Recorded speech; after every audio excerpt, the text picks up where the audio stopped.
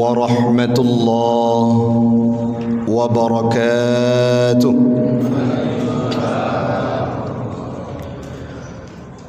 الحمد لله الذي أرسل رسوله ليظهر على الدين كله ولو كره الكافرون، والصلاة والسلام على سيدنا محمد أصحاب العقول وعلى آله وصحبه ذوي الغفور. أما بعد، فقال الله تعالى في القرآن الكريم: أعوذ بالله من الشيطان الرجيم، بسم الله الرحمن الرحيم، واستعينوا بالصبر والصلاة وإنها لكبيرة إلا على الخاشعين. وقال تعالى في آية أخرى: لكم دينكم ولي دين. صدق الله العظيم وصدق النبي رسوله الكريم، ونحن على ذلك من الشاهدين والشاكرين. إلهي أنت مقصودي ورضاك مطلوبي، أعطني محبتك ومعرفتك. Jamaah sedang solat maghrib sembari menunggu solat Isya sekeyakinan seakidah yang kami muliakan.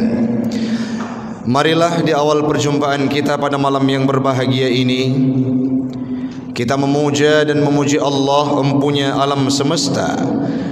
Allah lah yang telah mengutus seorang Nabi Khatimun Nabiyyin, penutup segala Nabi-Nabi dan Rasul. La nabiyya ba'dah, tidak ada Nabi setelahnya. Walaupun kita pahami banyak Nabi-Nabi yang bermunculan, namun dalam firman-Nya Allah, Rasul Nabi Muhammad merupakan utusan terakhir yang tidak ada Nabi setelahnya. Selawat dan salam kepada Rasulullah sallallahu alaihi wasallam, seorang nabi yang dipilih oleh Allah, diberikan cobaan terberat dalam kehidupannya. Dari semenjak beliau dilahirkan dalam kondisi tidak bisa meratapi indahnya wajah sang ayah, 4 tahun ada yang meriwayatkan kurang lebih di kota Abwah, berpisah dengan ibunda tercintanya Aminah. Tinggallah beliau dalam kehidupan sebatang kara, mengarungi bahtera kehidupan.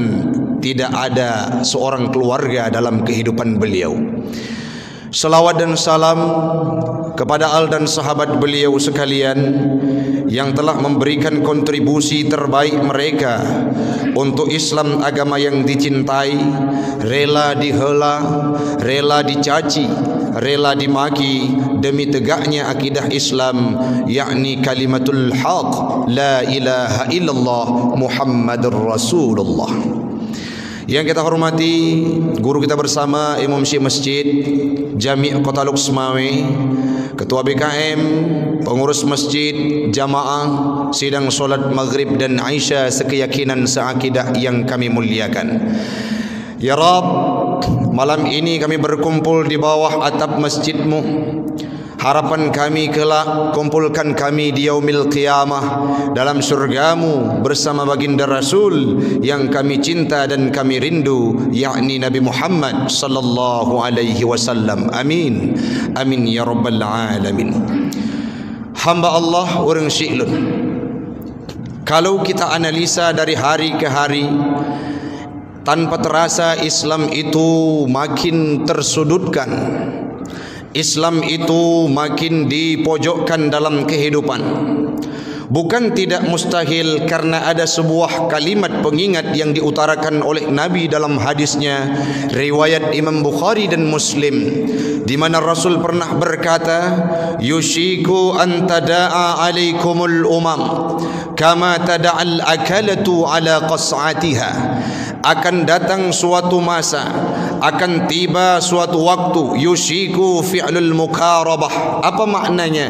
Menunjuki waktu yang sangat dekat.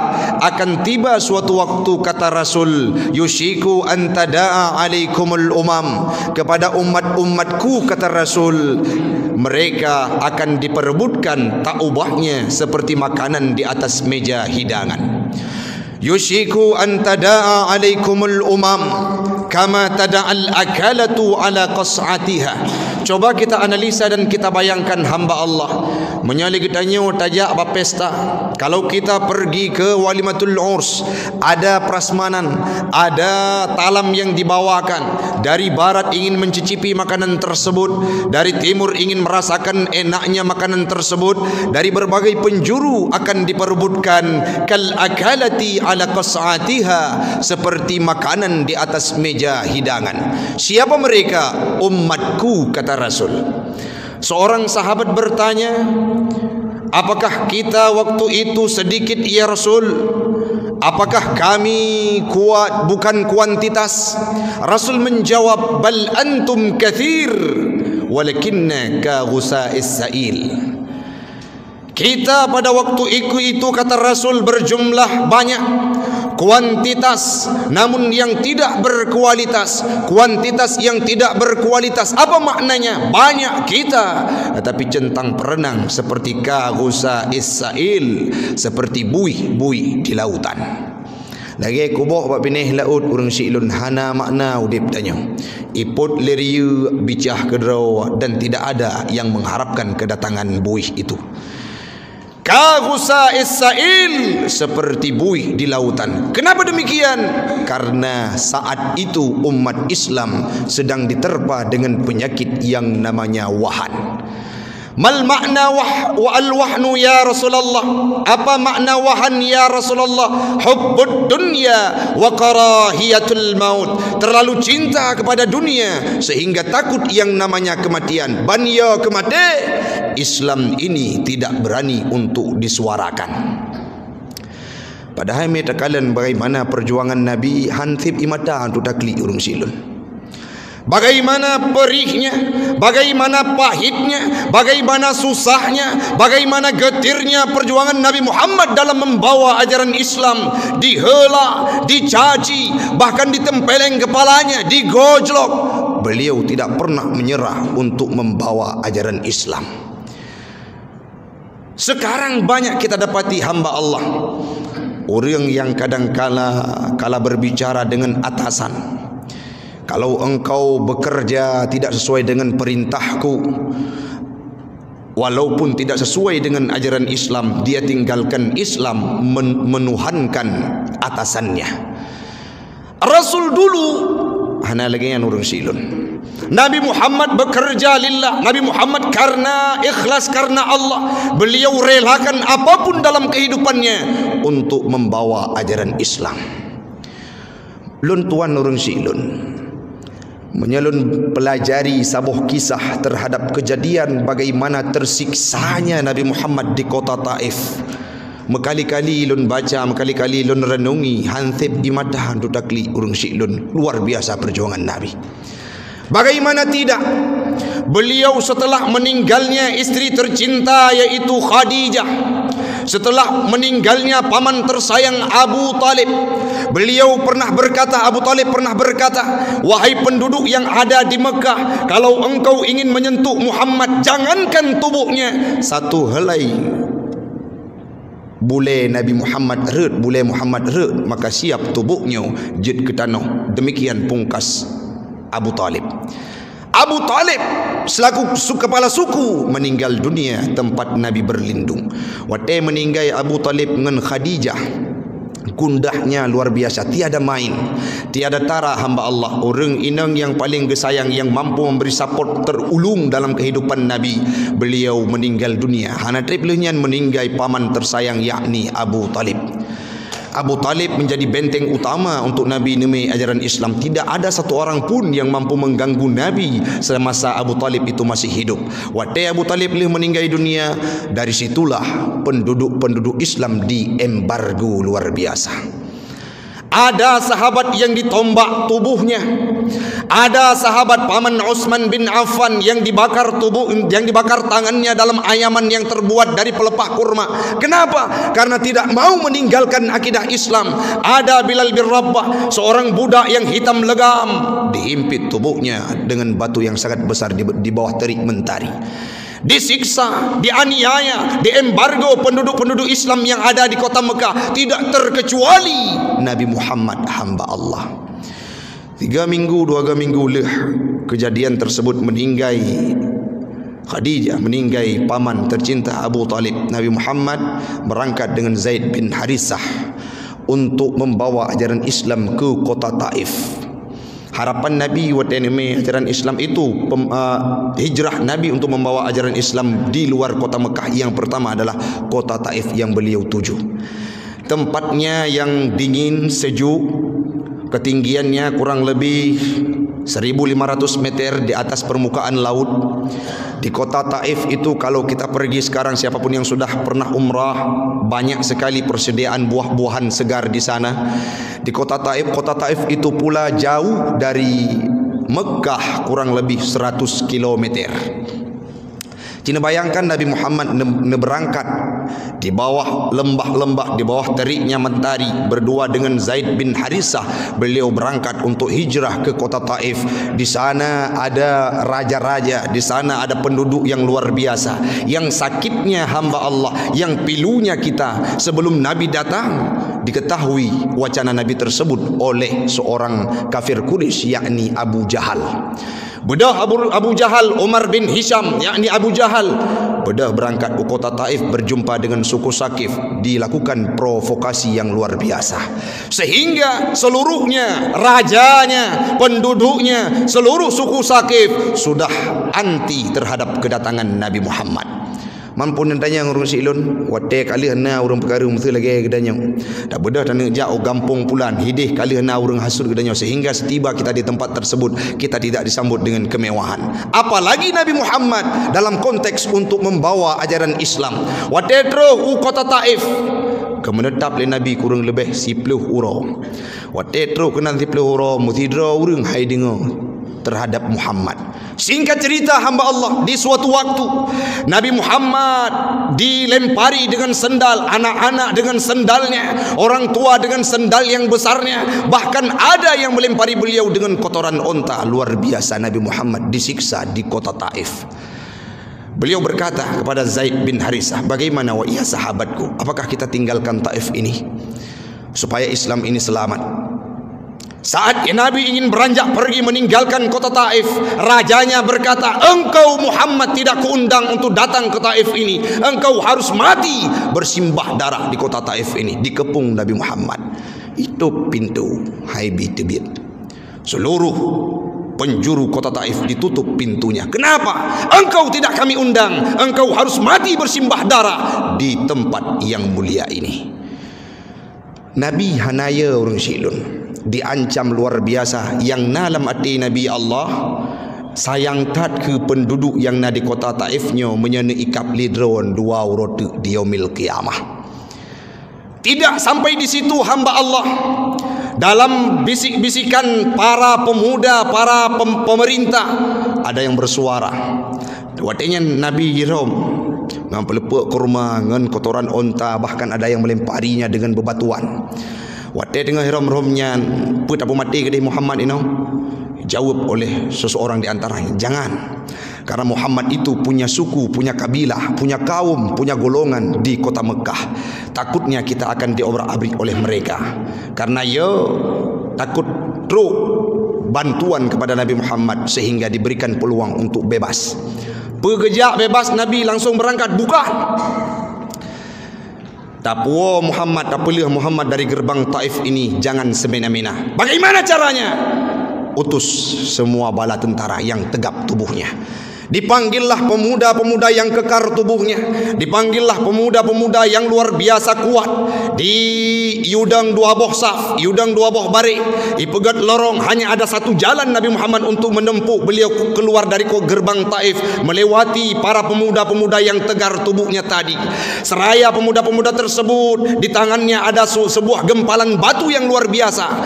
Sudah mereka rencanakan untuk menyiksa Nabi Muhammad luar biasa.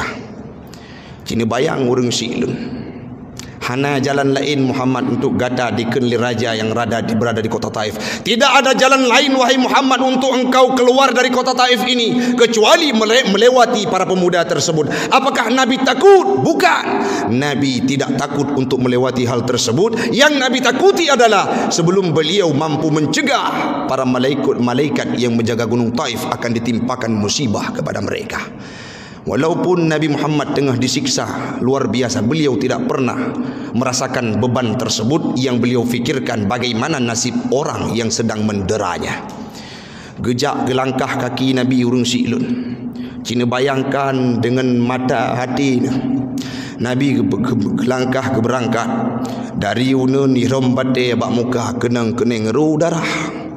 Malik oleh Nabi uya.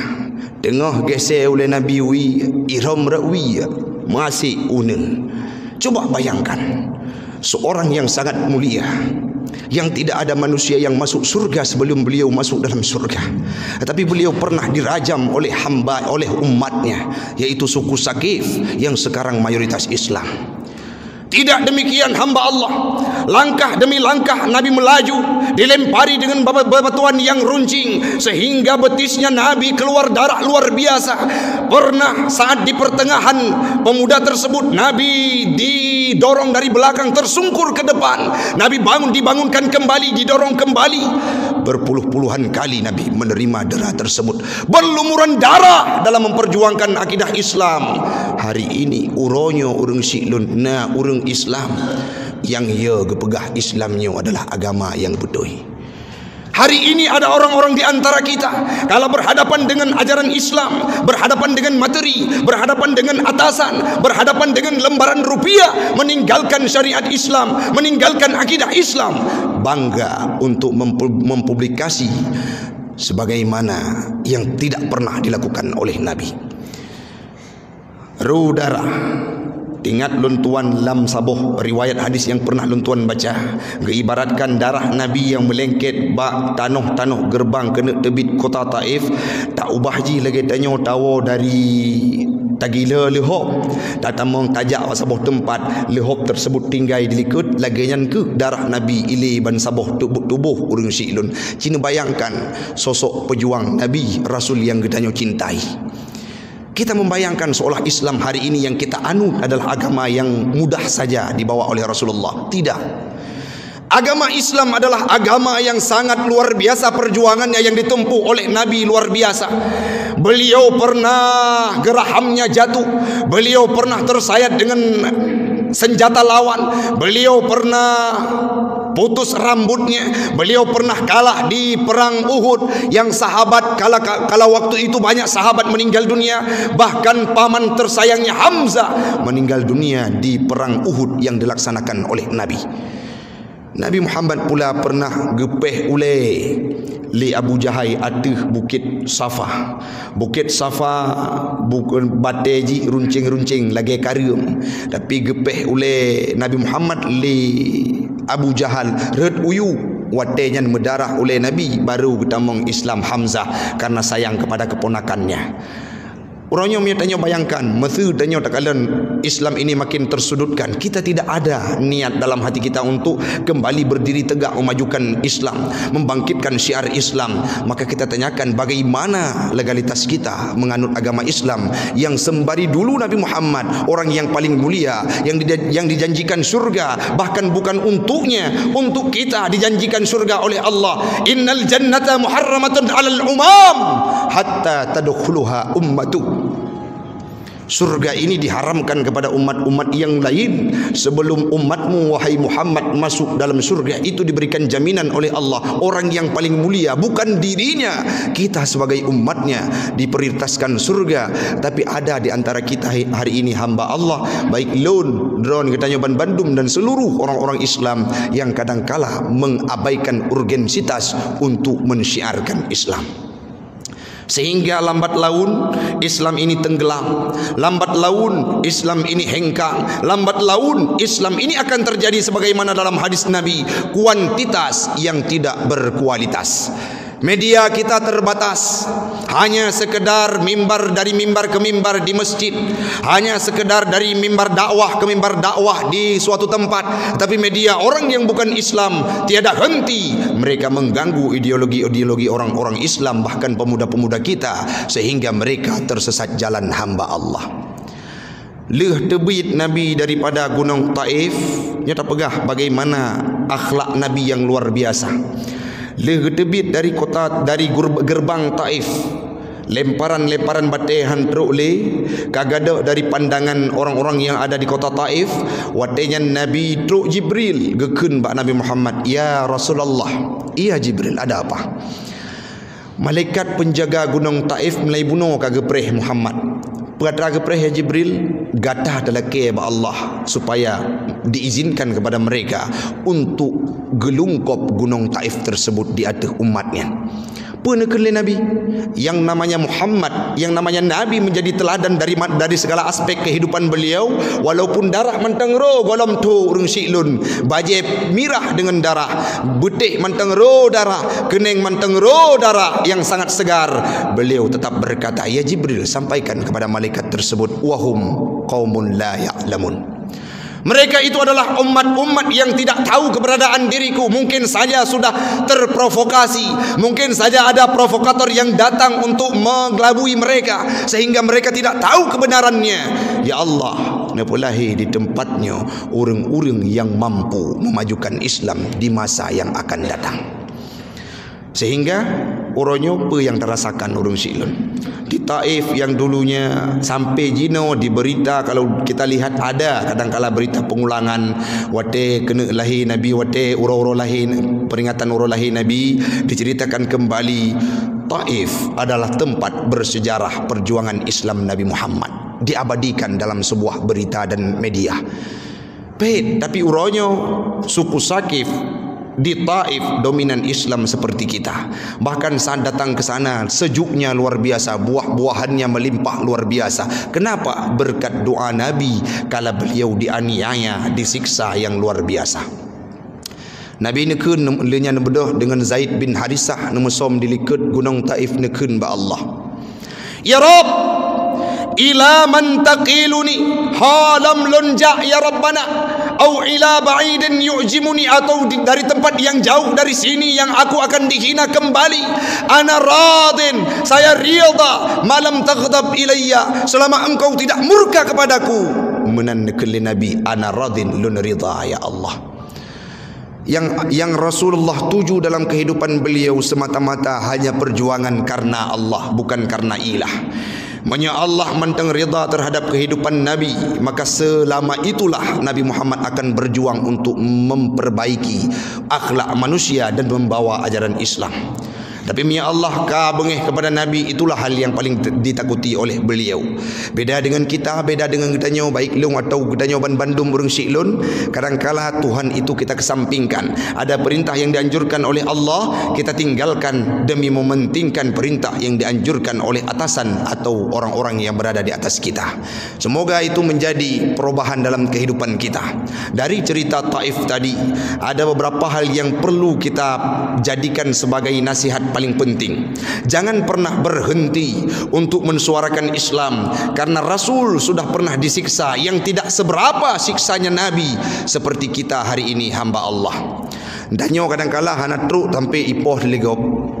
paling dikun sagai, paling dicaci sagai, paling dicemooh sagai. Tapi Nabi Muhammad, cobaan beliau saat membawa ajaran Islam luar biasa pahitnya, tiada tara kepada siapapun hamba Allah. Uronyo, mari saban sari kita tingkatkan cinta kita terhadap agama Islam.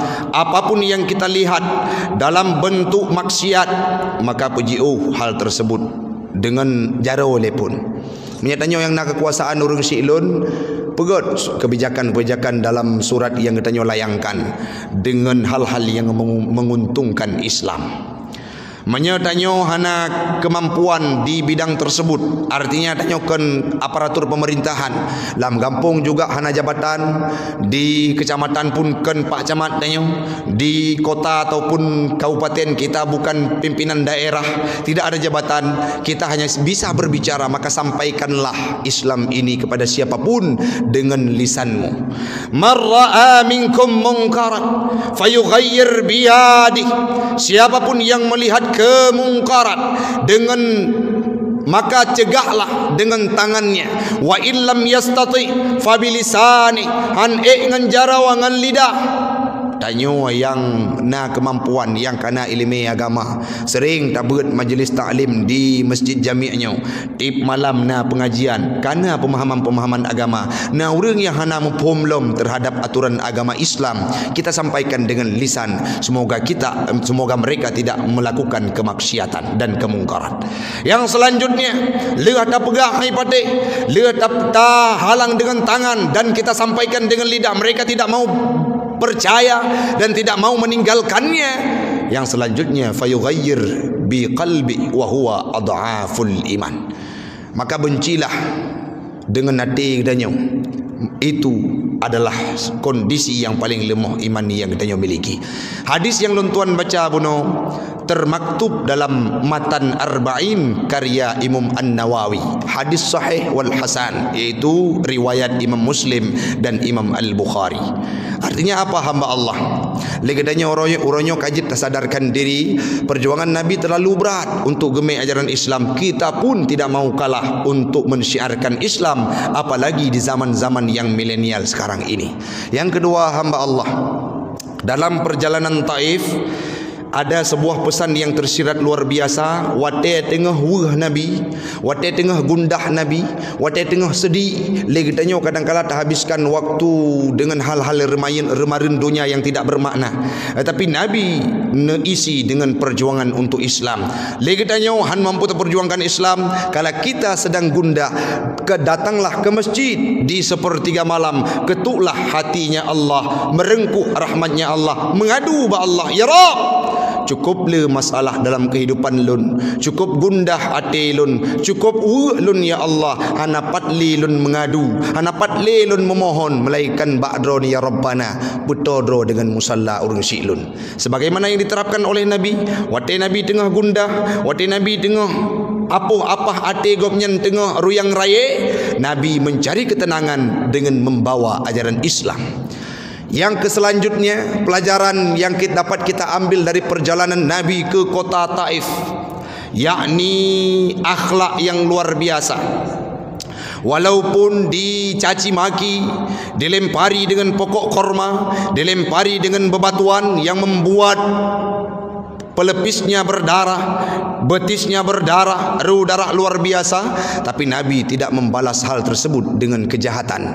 Tapi Nabi berdoa, ya Rabb, belahi di kota Taif ini orang-orang yang mampu membawa ajaran Islam di kemudian hari. Yang terakhir, balaslah semua kejahatan yang pernah menimpa tubuh kita dengan kebaikan. Pernah suatu kejadian sahabat Nabi tinggal di rumah Yub, tinggal orang kafir Quraisy. Singkat cerita hamba Allah, selama beberapa tahun bocor rumah orang yang nadia ruyuk kotorannya.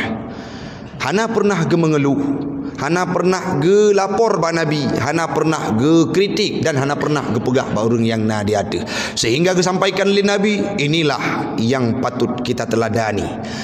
kebalah semua kejahatan ataupun hal yang menimpanya yang tidak baik dengan kebaikan dan bersabar terhadap dera yang diberikan oleh Allah. Itulah yang perlu kita adopsi dalam kehidupan hamba Allah. Baik bacutnya saudara tu yang kun tanya langsung terpancing sehingga tametruh dam mepluh tun hana muturi. Baik bacutna masalah dalam kehidupan keluarga yang taturi yang tapeglah dengan cara kekerasan, padahal Nabi tidak pernah menganjurkan hal tersebut. Balaskanlah semua kejahatan dengan kebaikan, dengan tidak sengajanya, dengan sendirinya, urang-urang yang ejek tanyo, urang-urang yang aniaya tanyo, tabalah hal tersebut dengan kebaikan, mereka akan sadar dalam kehidupannya. Yang terakhir hamba Allah, Nabi Muhammad adalah orang yang paling cinta dan paling ingat kepada kita. Pernah ingat lun waktu Nabi tengah gedua dengan sahabat, dengan para sahabat tengah gedua nyaman dan bersukaria, gekun li Nabi, ana mustaqun li ikhwani. Tahu sahabat bermakna tengku. Hadis Nabi yang kekenyan bermakna adalah lun rindu tatat ke saudara lun. Sedangkan sahabat ada di sekelilingnya. Watenyan getanyang le sahabat, apakah kami bukan saudaramu ya Rasulullah? Bukan. Bal antum ashabi. Engkau itu adalah sahabat-sahabatku, kata Rasul. Lantas mal ikhwani ya Rasulullah? Siapa itu saudara-saudaramu ya Rasulullah? Rasul menjawab, ikhwani, saudaraku, humul ladzi yu'minuna bi walakin lam yarawni. Saudaraku adalah orang-orang yang beriman kepadaku, kata Rasul, walakin lam yarawni, tetapi mereka tidak pernah melihat diriku. Siapa itu? Termasuk gedanyo yang na di atap masjid jami'nya orang Silon. Nak beriman ke Nabi dia? Tanya Bandung beriman ke Nabi. Tanya yakin terhadap perjuangan Nabi, dan tanya pun rindu ke Nabi, menyatanya beriman ke Nabi, dan tanya hana pernah takalan Nabi, maka termasuk getanya dalam salah sidra orang yang gekele Nabi, ikhwani, saudara-saudaranya Nabi. Rindu Nabi kepada tanya, maka menyatanya hana pernah tak ingat kepada Nabi. Siura si malam tidak pernah kita bayangkan bagaimana perjuangan beliau dalam membawa ajaran Islam, bagaimana akhlak beliau, bagaimana sikap beliau dengan keluarga, dengan tetangga, dengan istri, dengan anaknya, dengan sahabatnya, dengan jirannya. Tidak pernah kita berenungi. Maka tanya hana termasuk dalam orang yang rindu kepada Nabi. Nabi manteng yang rindu kepada tanya. Orangnya orang Silun menyatanya ingin tak buktikan bak Nabi bahawa tanya orang yang pernah gerindu li Nabi, tanya juga adalah orang yang rindu pada Nabi. Lebih-lebihnya bek nasalah ke malam 8 Safar. Te malam Rabiul kaitamang dalam bulan Rabiul Awal, perbanyaklah hal-hal yang mengingatkan kita kepada Nabi. Tak pelajari sirah Nabi, tak pelajari sejarah-sejarah Nabi, tak pelajari bagaimana yang merupakan akhlak beliau yang harus kita adopsi. Bahkan mandengku harus tak pelajari akhlak Nabi. Al-Quran saja gekun li Sayyidah Aisyah, kana khuluquhul Quran, adalah Al-Quran itu perumpamaan akhlak Nabi. Menyatakan oleh sahabat Nabi, Al-Quran yang ke Nabi Muhammad nyansau, Nabi Muhammad adalah Al-Quran berjalan. Artinya akhlak Nabi termaktub dalam Al-Quran. Maka menyatanya tak ikut Al-Quran, tak ikut pesan Al-Quran, tak ikut akhlak Al-Quran, tak ubahnya gedanya tak ikut akhlak-akhlak yang diterapkan oleh Nabi. Yang terakhir bukti sayang Nabi kepada gedanya orang Silun, waktu Nabi sakratul maut. Mungkin nak pernah lun pegah pada titun yang kau likut di sini. Tak ulang kembali supaya terbuka mata pikiran gedanya. Waktu Nabi sakratul maut gekun, inna lil mauta la sakarat. Bagi matinya na sakratul maut. Pedat sakrat mautnya wahai Israel. Nyawa paling ringan ya Muhammad. Nyawa paling ringan ya Muhammad. Tidak seberapa sebagaimana sakratul maut yang diberikan kepada umatmu nantinya. Demikian ya Israel. Iya, kalau demikian pinta, aku mohon kepada Allah, sampaikan, timpakanlah semua sakratul maut umatku kepada diriku. Hana ingat kepada Hasan dengan Husain. Hana ingat kepada Nabi kepada Aisyah, yang Aisyah yang merupakan bino pasangan Nabi yang keputusan dari syurga oleh Allah Ta'ala. Hana ingat kepada isteri-isteri yang lain. Hana ingat kepada Abu Bakar. Hana ingat kepada Umar, Ali, Utsman, sahabat Nabi yang lainnya. Hana ingat Nabi kepada Fatimah. Yang beliau ingat adalah umatnya. Timpakanlah semua sakit sakratul maut kepada tubuhku, kata Rasul, saking cintanya kepada beliau. Bahkan pernah Nabi nekun, ya Jibril, lon akan ridha lan wa Allah. Sebelumnya Jibril dialek dengan Allah, ya Allah, Muhammad dilakai jaminan terhadap umatnya akan dimasukkan seluruhnya ke dalam syurga, baru dia tenang, baru dia tentram akan kembali ke hadiratmu.